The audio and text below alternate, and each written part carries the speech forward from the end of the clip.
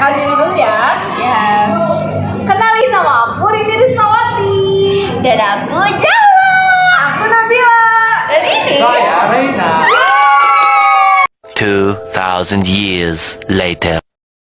Di sini kita akan menjelaskan. Di sini kita akan menjelaskan makanan khas Garut, yaitu Dodol. Sejarah dodol Garut.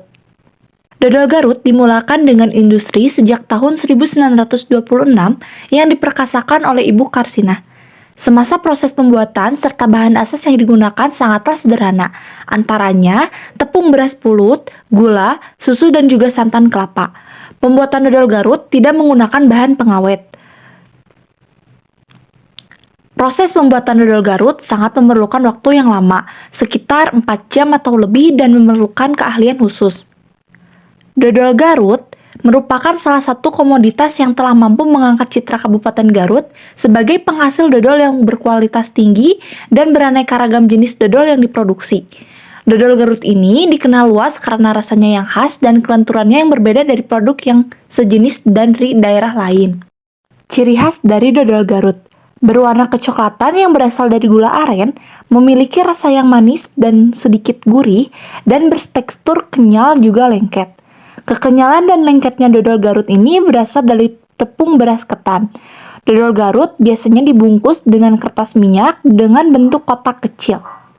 SWOT terbagi menjadi 4. Yang pertama ada strength atau kekuatan.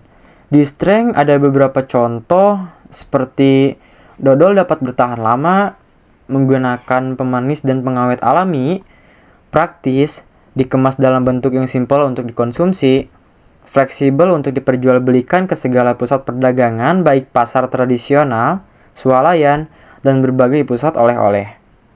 Adanya added value berupa manfaat kesehatan untuk orang-orang yang mengkonsumsinya. Bahan baku utama murah dan relatif mudah ditemukan. Target konsumen luas, dapat dikonsumsi secara umum pada berbagai rentan usia, dan bekerja sama dengan lembaga seperti rumah sakit. Dan kedua ada weakness atau kelemahan. Di weakness ada beberapa contoh seperti harga jual lebih mahal daripada dodol pada umumnya karena terdapat tambahan daun dan dibantu oleh tenaga manusia. Desain kemasan masih sederhana. Dan yang ketiga ada opportunity atau peluang. Di opportunity, ada beberapa contoh seperti desain kemasan yang berbeda pada umumnya, dodol mudah didapatkan, dodol sangat digemari oleh orang tua dan kalangan muda. Dan terakhir ada threat atau ancaman. Di threat ada beberapa contoh seperti saat proses produksi kandungan flavonoid cenderung berkurang akibat pemanasan berlebih, sehingga efektivitas produk berkurang. Kesan dodol merupakan makanan kuno, perlu dihilangkan dengan strategi marketing yang baik. Terdapatnya stigma bahwa dodol merupakan makanan manis yang harus dihindari oleh penderita penyakit diabetes, menyebabkan daya konsumsi berkurang. Varian rasa dodol pesaing yang lebih banyak, sehingga terlihat lebih menarik. Yang pertama, resiko teknis kerugian. Karena dapat terjadi kerugian apabila penjual kurang tepat mengambil keputusan. Akan seperti apa produknya nanti? Seperti dibuat bagaimana dodol tersebut supaya mampu menarik para pembeli untuk mencoba dodol. Yang kedua, resiko pasar. Resiko ini dapat terjadi apabila penjual berdagangan berdekatan dengan penjual lainnya yang berjualan dodol. Resiko dodol yang kurang laku memang sedikit apabila pembeli atau peminat dodol banyak. Namun, untuk saat ini, makanan khas ini sedikit diminati meski tidak banyak orang.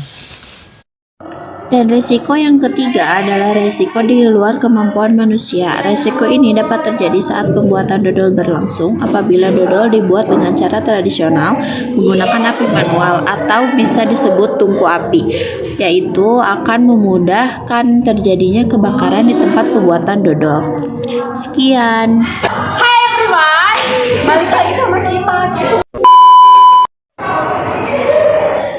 Hai guys. kelompok kita. Jangan lupa di like, komen, dan share ke teman kalian. Dan thank you.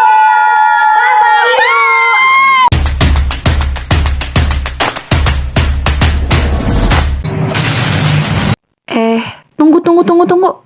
Subscribe-nya lupa bilang guys. Jangan lupa di subscribe ya. Nyalain juga loncengnya. Dukung kita terus buat semangat nugas. Terima kasih. Bye-bye.